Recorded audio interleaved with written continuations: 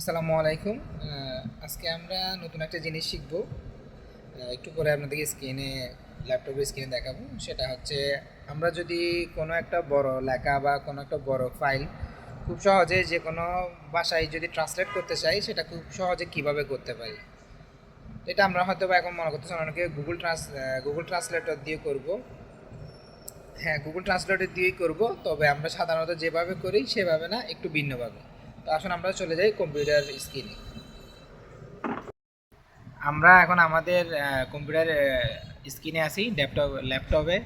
তো আমি যদি একটা ফাইল ওপেন করে দেখাই আপনাদেরকে, প্রথমে হয়তো বা একটা স্যাম্পল বেসিসে যে কোনো একটা ফাইল দেখাই।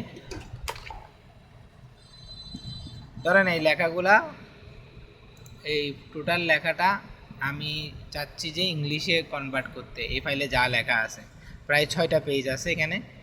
এই 6 পেজের লেখাটা আমি ইংলিশে কনভার্ট করতে চাচ্ছি।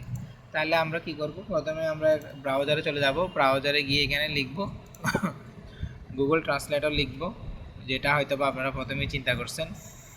তবে অপেক্ষা করুন, আমরা অ্যাজ ইউজুয়াল যেভাবে করি হয়তো বা ওভাবে করব না।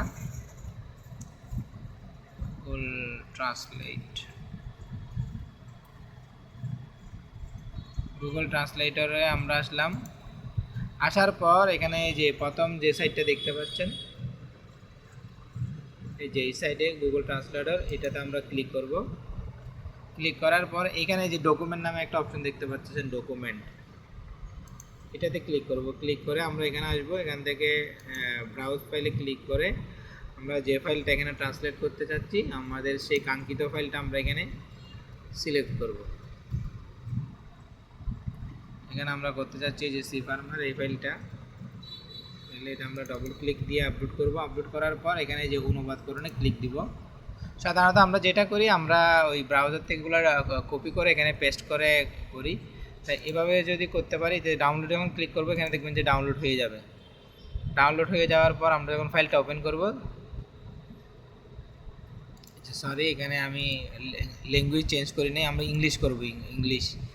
ইংলিশ সিলেক্ট করার পর তারপরে আমরা এখানে অনুবাদ করণে ক্লিক দিব। এরপর আমরা এটা ডাউনলোড করব। ডাউনলোড হয়ে গেছে। এবার যদি আমরা ফাইলটা ওপেন করি, আমরা দেখতে পাবো যে এটা পুরো ফাইলটাই হচ্ছে ইংলিশে কনভার্ট হয়ে গেছে। এরপর আমরা এটা পড়ে নিব।